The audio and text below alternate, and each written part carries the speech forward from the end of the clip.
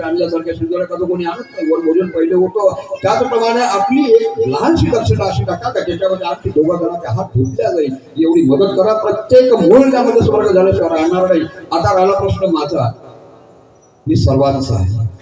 जिथे जिथे मी जातो तिथे तिथे मी काही ना काही देत राहतो. हे अहंकाराने सांगत, अभिमानाने सांगत मी यासाठी सांगतो का माझ्यासारखा फाटका माणूस जर देऊ शकतो तर इतरांनी का म्हणून द्यावं. सर्वांनी एकमेकाला मदत करा, सर्वांना घेऊन चला. यानंतर एक छोटासा सत्काराचा कार्यक्रम होईल. या प्रसंगी मला आमचे साऊंड सर्व्हिसवाले वा छान, काही सिटी नाही, काही नाही आमचे सवंगडी, तबलची, हार्मोनियम वादक सर्व श्रम घेतात. तो कोण म्हणते एकट्याच्या गोष्टीवर कोणी जगत नाही, असा कोणता शहाणा म्हणतो. तर फार सर्वांची मदत लागली. आणि एक सांगा, कीर्तनकार इथं कितीही उच्च कोटीचा आणला पण ऐकायलाच कोणी नसेल तर सर्वात मोठे आभार तुमच्या लोकांचे आहेत. जोपर्यंत नदीला पाणी आहे तोपर्यंत नदीची किंमत आहे. या प्रसंगामध्ये कीर्तन आल्यामुळे ऐकणारे श्रोते गण आहे म्हणजे कीर्तनवालेले त्या कीर्तनाला महत्व आहे. नाही तर गंगा वाहत राहिली, कोणाचं आंघोळ निघली बघल्या पाणी वाया जाते. तर म्हणून सर्वांचे मी पुन्हा आभार मानतो. तुझे कार्यकारी पूर्ण मंडळ आहे, फार छान लोक आहेत, नेहमी असं खुश राहतात.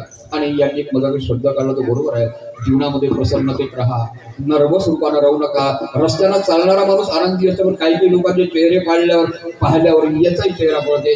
आपल्याला जर कोणाला सुख पोहोचू नाही शकत, दुःख पोहोचवतं कारण काय केव्हा पाहतो काय उदासल्यासारखे काहो कसं काय नाही ते जाऊ द्या ना. आता ते अरे पण तुझं जर तुझ्या घरचं चांगलं सांगत कोणी चोरी नेते काय का नाही ना.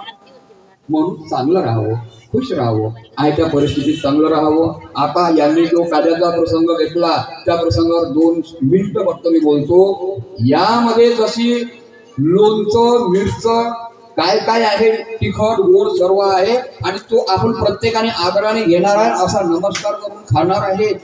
त्याचप्रमाणे जीवनामध्ये येणारे सुख दुःख हे कार्यातलाच प्रसंग आहे, तो आदराने घ्या. सुख आलं म्हणून एकदम उद्वास करू नका आणि दुःख आलं म्हणून रडत बसू नका. तर ते आपल्या कर्माचं कोणतं तरी मिळालेलं फळ वरच्यानं दिलाय, ते घेतल्याशिवाय आपल्याला पुढे जाता येणार नाही. रात्र आली म्हणून नाराज होऊ नका, रात्र आली म्हणून आशा ठेवा तर उद्याचा सूर्य चांगला निघणार आहे. आणि म्हणून पुढचं कार्य चांगलं करा. आदरणीय कडू साहेब, आपण सत्काराचं कार्य उरकून घ्यावं. त्यानंतर लगेचच कार्याची समाप्ती होईल. त्यानंतर आरती होईल आणि महाराज आपल्याला कलश पण करायचं. इथेच मी थांबतोय. सर्वांना जय गुरु. धन्यवाद सौरभ साहेब.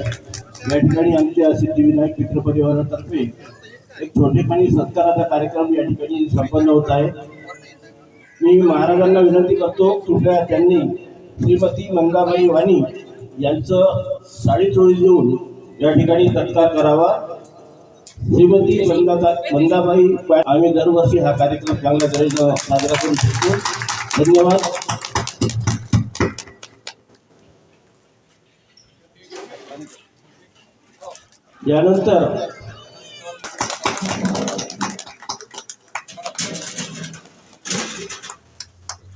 यानंतर दुसऱ्या आमच्या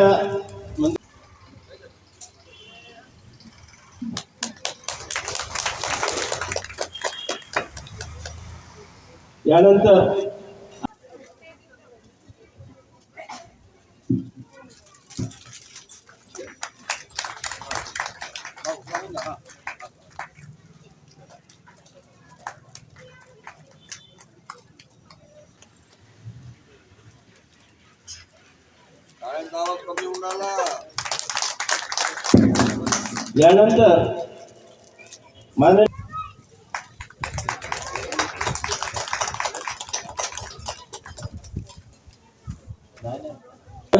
तिला बक्षीस देऊन या ठिकाणी गौरवण्यात येते. सर्वांनी जोरदार टाळ्या वाजवा.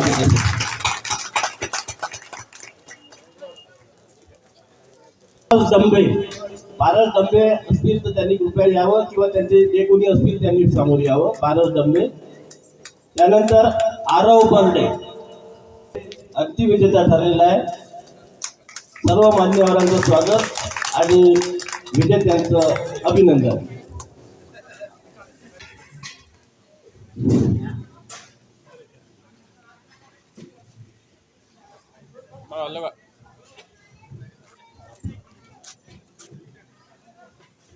साइड ना टाळ्या वाजवा.